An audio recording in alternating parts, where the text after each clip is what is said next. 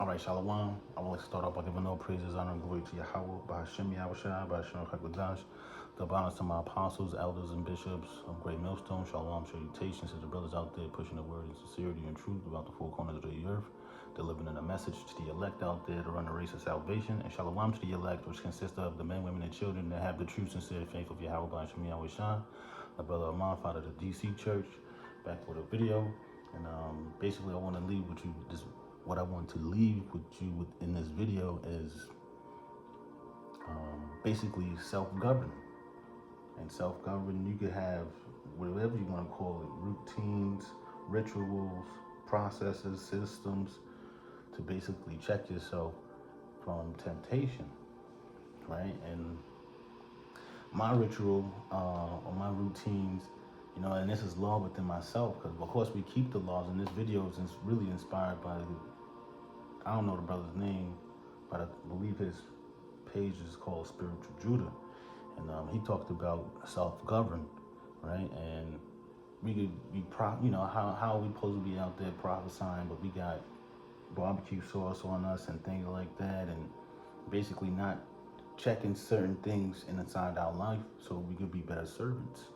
And so one of my laws, my routines, if I break a law, I gotta sacrifice. Because back in the day, we had to sacrifice. We broke a law, you had to come up with a sacrifice. So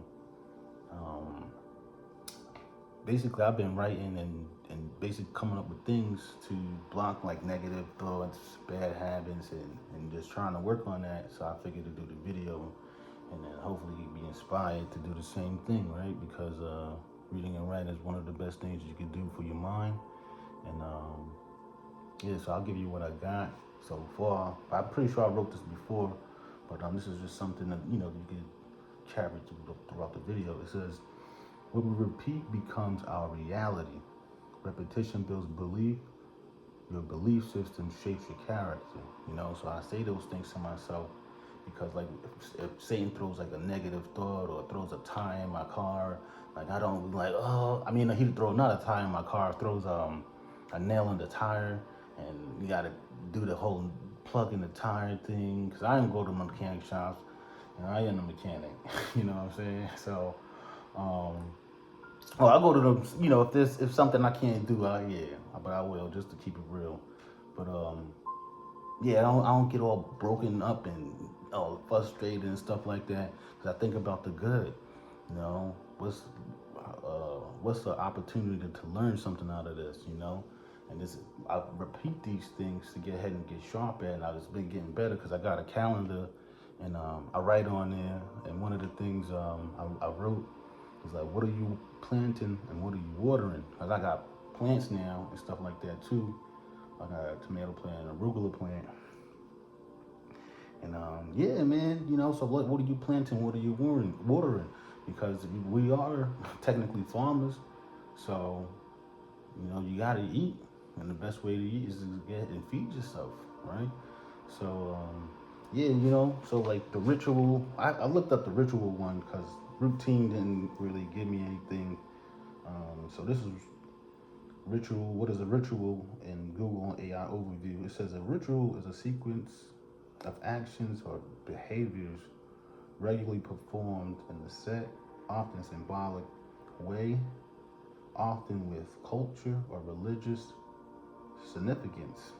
It can involve gestures, words, or subjects, and can be either prescribed by tradition or created by individuals. Rituals help to establish order, meaning, and a sense of connection to something larger than oneself. And I was just like, hey man, that's us all day, because the Lord is bigger than us. Hey, saving the nation is bigger than we're just one individual. So my routine, I'm getting, like I said, I haven't dialed everything in yet, because I have to add some things, and we get better at things as we do it, because like Apostle Kabar says, repetition is the father of skill. And I said, what? Repetition builds belief. It builds your faith. And then I think about, like, what am I going to ask myself in these end times? Because, like, what do I tell myself now? that's just Satan. Put another thought in there and say fuck Satan. Hell nah, I don't want to think negative about myself and down talk myself and say I'm not a man of the Lord. Up talk myself and it builds me up because you wake up feeling messed up or had a bad dream and you just you kind of disoriented. So ask myself what's some scriptures I'm be thinking about in the end times. But this is just mainly to basically nail the coffin, the nail in the coffin. I'm a little tired, Salakia, and make the point, in this video, because this is law within me, right? So that we keep, we have laws within ourselves. We have laws within our laws. We have a belt self-governed, so you're not judged by Yahweh Hashem Yahushua. This is I was gonna start with this. This is Romans 2 verse 14. It says, "For the Gentiles, which have not the law, do by nature the things contained in the law. These have not the law, are a law unto themselves." And that's basically talking about how they naturally don't murder, don't steal, and things like that already. But I was thinking to myself, like, yeah, we could start off with that because, hey, nobody needs to tell other individuals you got to have a law within yourself to govern yourself, keep you from temptation. Because, just real quick, this is Jeremiah 17 verse 9. "The heart is deceitful above all things and desperately wicked. Who can know it?" So sometimes we catch ourselves in sticky situations to where we didn't run it through our process system to get ahead and align it with Yahweh Hashem Yahushua's plan. So I'll get ahead next scripture. Because I thought about prudence and basically having a vision. Because where there's no vision, I ain't get that one. Where there's no vision, the people perish. But we could just try to knock this out. It's pretty late. This is Ecclesiasticus 10 verse 1. It says, "A wise judge will instruct his people, and the government of a prudent man is well ordered." Yeah, so what we come up with a list, because that's next. Come having a list and check those and scratch those things off to make sure the day is completely perfect. Because I think about the perfect day, right? And the perfect day could turn into 2 perfect days. Perfect days could turn into a perfect week. Perfect weeks could turn into a perfect month. Perfect month could turn into a perfect year. Nothing's going to be perfect, but we can only be perfect in faith and in belief, and constantly enduring. It says, "As the judge of the people is himself," right? And what we're going to be judging kings, so we're strict with ourselves, especially when we're breaking our own laws. It says, "So are his officers, and what manner of man the ruler of the city is. Such are all they that dwell therein." So hey, with those, like I said, what I wanted to leave you with is just like the self-governed, as because spirits rub off on individuals, right? You come around brothers messed up and brothers see you messed up and they kind of got to ask like, "Oh, what's going on?" type of deal. Like, man, come on. Sometimes like that woe was me spirit. That's why this video is important to do. It's crazy that like that woe was me spirit, you got to defeat that with, your laws, man. It's a bad thought, come in there, replace it with a good thought. We in the age of information. So all of these videos with philosophy and what's that thing called? Oh, neuroscience.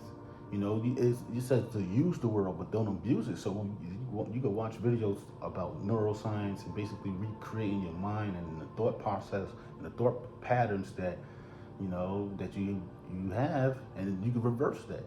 But things take time, and that's why I said I had 2 perfect weeks, but we back on track, and that's what I'm looking forward to. Starting with the grind and the spiritual grind, and yeah, man. So It says, "An unwise king destroyeth his people, but through the prudence of them which are in authority, the city shall be inhabited. The power of the earth is in the hand of the Lord, and in due time he will set over it one that is profitable." Yeah, so being a prudent man is mandatory. It's law. You know, you must not break that law, and consistently be a prudent man, and have what, a vision. Let me see if I don't think I have that one. Yeah, Salakia. I don't have that one. It's all good. I didn't want to make this too long, because there was some things I thought about, and because yeah, even when in Judith, right? In Judith, that Ammonite was telling that king that basically when Israel served in Yahweh Shemai Shai, they're basically undefeated. And basically, when I was thinking to myself, like when I'm fasting, praying, reading, doing videos, um, like the thoughts are, when Satan throws things at me, I'm not as affected as much. You know, it's like fasting and praying is a spiritual power to overcome a lot of things. You know, but sometimes in one day, 2 days is not enough. You probably gotta do the 2 or 1 day, one time, one part of the month, and then do it the end of the part of the month, just to maintain a certain spirituality to be sharp. You know, you ask brothers about fasting. Well, I know I talked to one brother about fasting, and he was telling me at one point he was doing it almost like every other day, and like his spirit was sharp. And I was like, yeah, that makes sense, because um, when I be working or like reading like this, my spirit just be different. So like, yeah, I'm trying to figure out. Damn it, man. I'm gonna just start with this. It says, "The simple believeth every word, but a prudent man looketh well to his going." Right. So look, you gotta order your steps right and constantly endure. But it starts with an order. It starts with a process, a routine, a ritual.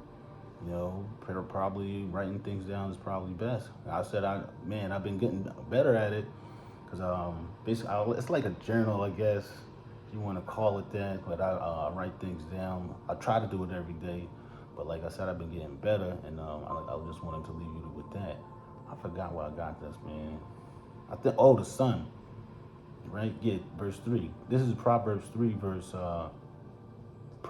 verse 3. He that keepeth his mouth.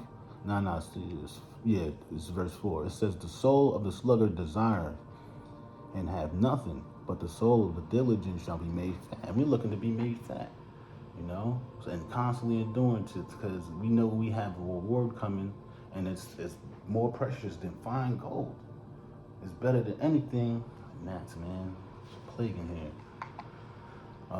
You know that it's more precious than anything that is on earth, man, our salvation, and then saving the ones that listen to us.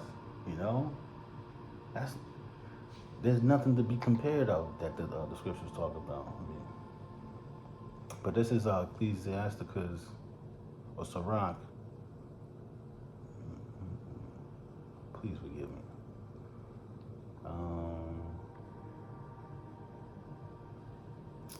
Salakia, because I was thinking about the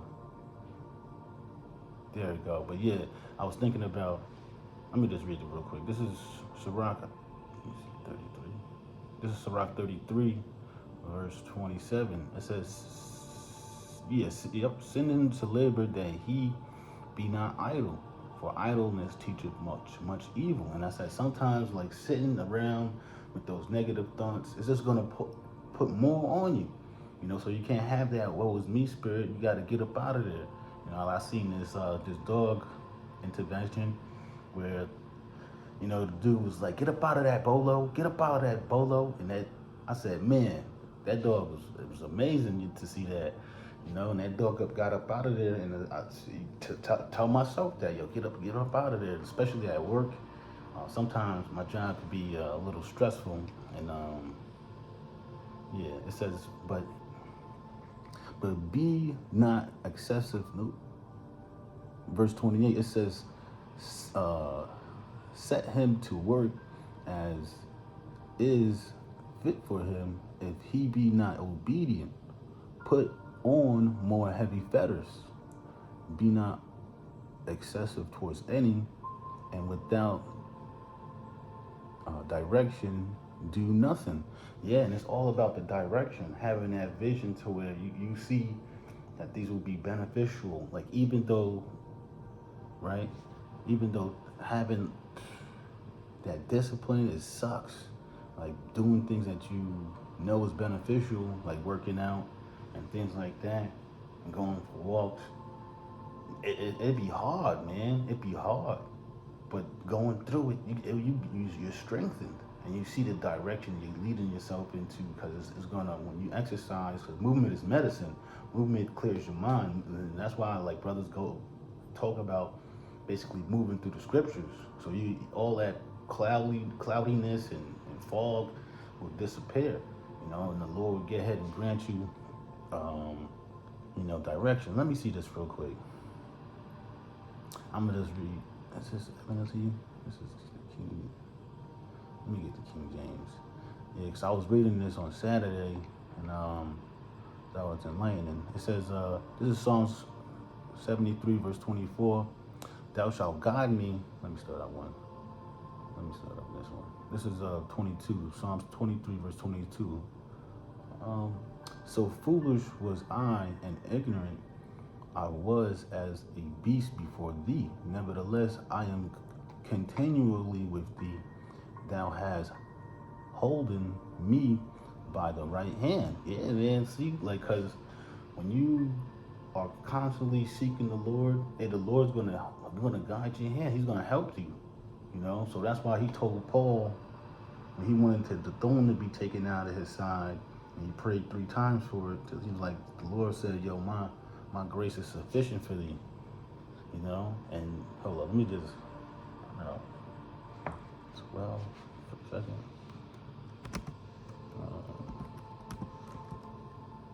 Oh, shit. Damn, my bad. Give me 12. I think it's,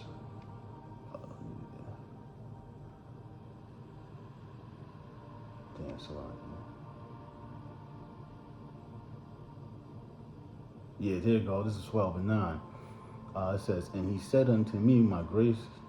Let me start at 8. It says, for this thing I besought the Lord thrice, that it might depart from me.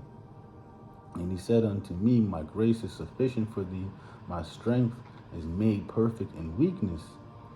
Most gladly, therefore, will I rather glory in my infirmities, that the power of Hamashiach may rest upon me. So, but yeah, Paul was basically boasting in his infirmities, because there was false apostles dwelling over there, and they was pretty much bigging them up. So he was being sarcastic, asking them questions and things like that. So, but he was telling them, I'm a true apostle, due to the fact that even though I go through these trials and tribulations, I still get ahead and seek to make you believe in Yahweh Shai. And that's us, man. Through our trials and tribulations, we still get ahead and seek the Lord, and try to teach the people to get ahead and get right, and get up out of it, so we can get up out of here. But let me see.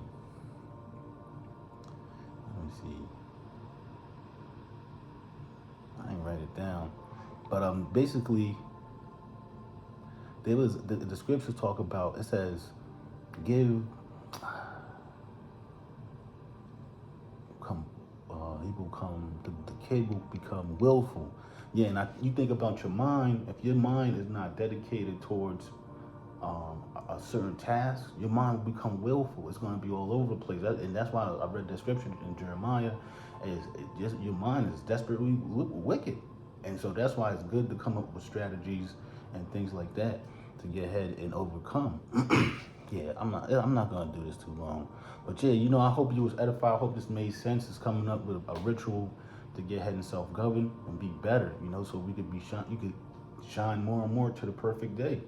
So I want to give all praises, honor, glory to Yahweh, by Hashem Yahushua, by Hashem Kwakwagosh, The bonds to my apostles, elders, and bishops of Great Millstone. Shalom, salutations to the brothers out there pushing the word of sincerity and truth, delivering the message to the elect out there to run the race of salvation. And shalom to the elect. Shalom, shalom.